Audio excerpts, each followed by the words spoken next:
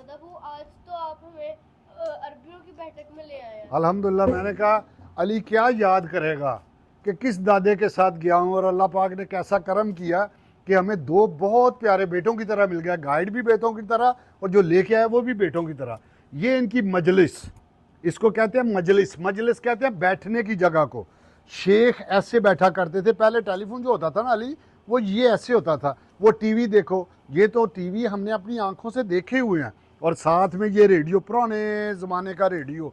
ये देखो, ये पियानो, पियानो सुना हुआ है ना आपने। ये पियानो बजाने के लिए जिसपे अपनी रवायत के मुताबिक वो म्यूज़िक बजाया जाता था, जैसे अरबों की रवायत होगी वो बजाएंगे।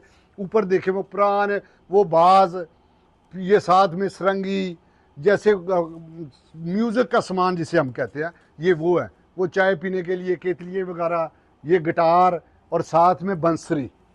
हम बंसरी बोलते हैं, मुझे अरबी का तो नहीं पता क्या क्या बोलते होंगे, लेकिन मैं अपनी ज़ुबान में, ये बर्तन है, सारे बर्तन हैं। ये देखो, ये सारे बर्तन हैं।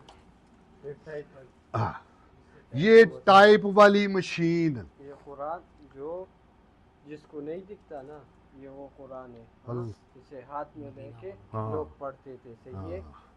ये हाथ लगाओ ज़रा इसके ऊपर, तुम्हें पता चले।